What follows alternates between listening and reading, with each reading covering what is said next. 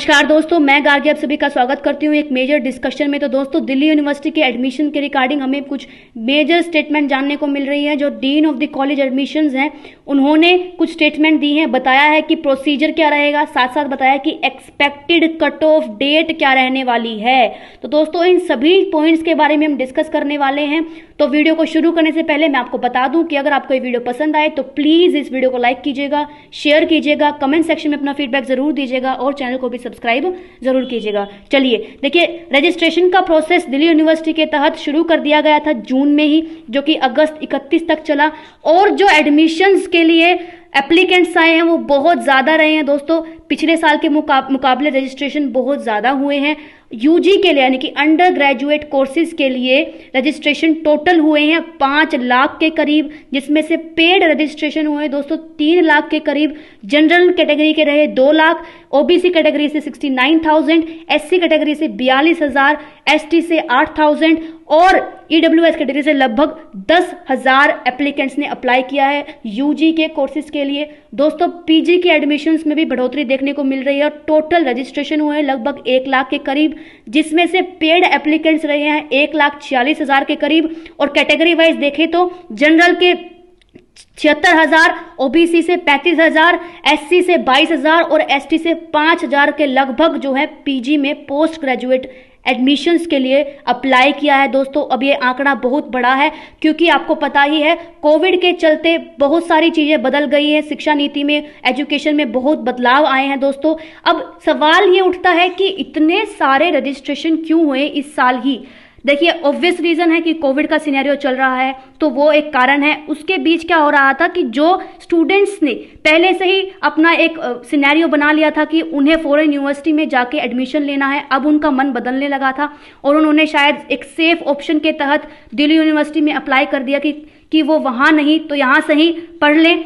और जो अनसर्टेनिटी थी एग्जाम्स को लेकर, क्योंकि गवर्नमेंट कोई सर्टेन नहीं थी कि एग्जाम्स होंगे या नहीं होंगे, जैसे कि जेईई और नीट के बारे में बहुत बड़ा बवाल जो है खड़ा हुआ और इसके एग्जाम्स को लेकर बहुत बड़ा प्रोटेस्ट भी चला दोस्तों, जहां हमें देखने को मिलता है कि इस अनसर्टेनिटी में स्टूडेंट्स ने एक मेजर स्टेप लिया कि उन्होंने यूनिवर्सिटी में अप्लाई कर दिया। तो इस तरीके से जो रजिस्ट्रेशन है बहुत ज़्यादा उनका नंबर हमें देखने को मिल रहा है दोस्तों। मैं आपको बता दूं कि जितना भी ये प्रोसेस होगा एडमिशन्स का वो सारा ऑनलाइन होने वाला है ड्यू टू कोविड के कारण सभी प्रोसेसेस ऑनलाइन होंगे। यूनिवर्सिटी के एडमिशन तक लेकर आपकी फीस स्लिप तक जितने भी प्रोसेस होंगे वो सब ऑनलाइन मेथड से होने वाले हैं दोस्तों। और जितने भी एप्लीकेंट्स ने अप्लाई किया है उनमें से लगभग 60% आउटसाइड दिल्ली से बिलोंग करते हैं दोस्तों, जिसमें से मेजर स्टेट सबसे ऊपर हरियाणा है और यूपी और बिहार से मोस्टली जो है इन स्टेट से एडमिशंस के लिए अप्लाई किया गया है दिल्ली यूनिवर्सिटी के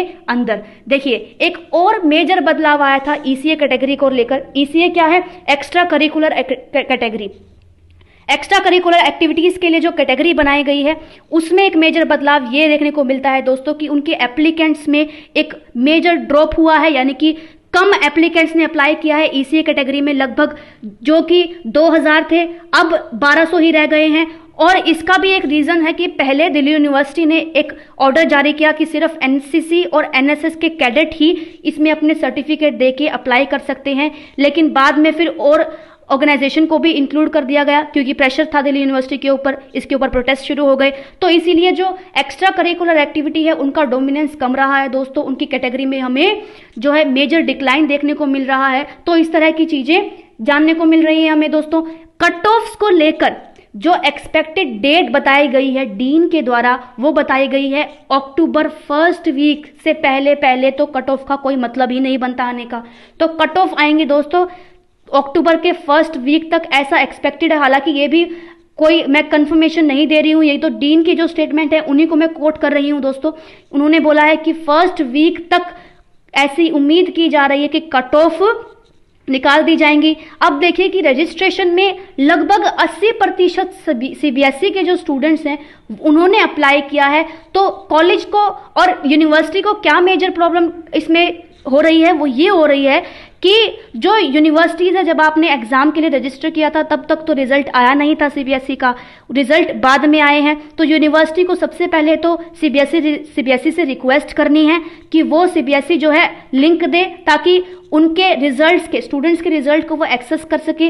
रिजल्ट आने के बाद जो विश्वविद्यालय यानी कि यूनिवर्सिटी है वो डिफरेंट कॉलेजेस को, जो डिफरेंट कॉलेजेस दिल्ली यूनिवर्सिटी के अंदर आते हैं, उन्हें रिजल्ट देगी और फिर कॉलेजेस जो हैं अपनी कट ऑफ्स को बनाएंगे दोस्तों, और उस प्रोसेस के बाद कट ऑफ्स डिक्लेयर होने वाली हैं। तो ये जो पूरा प्रोसेस है इस तरह से फॉलो होगा दोस्तों, सभी चीज़ें ऑनलाइन हो रही हैं।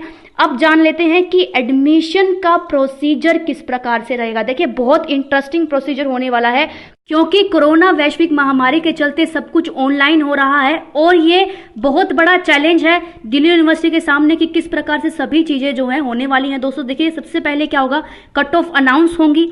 कट ऑफ अनाउंस होने के बाद स्टूडेंट्स को अपने कॉलेजेस को चूज करना है, और जो वो चूज करेंगे अपनी सभी डिटेल्स को भरेंगे। वो डिटेल्स जाएंगे दोस्तों head of the department of college, college में जो भी हेड डिपार्टमेंट है उसके पास वो सारा डेटा जाएगा दोस्तों।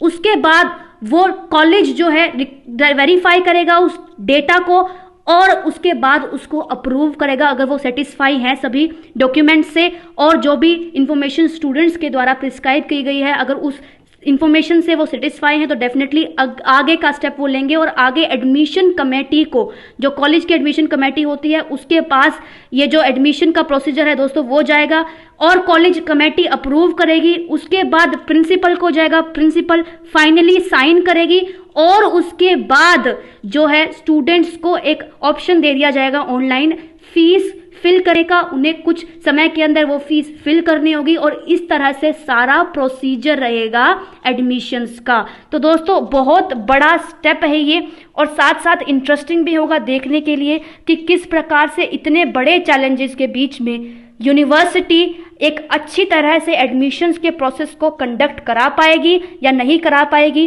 तो दोस्तों इस पूरे टॉपिक के बारे में हमने जिक्र किया, चर्चा की। अगर आप चाहते हैं कि मैं कुछ और मेजर अपडेट्स को कवर करूं तो प्लीज कमेंट सेक्शन में जरूर बताइएगा। फिलहाल के लिए बस इतना ही। मेरे साथ इस वीडियो में बने रहने के लिए आप सभी का बहुत बहुत धन्यवाद।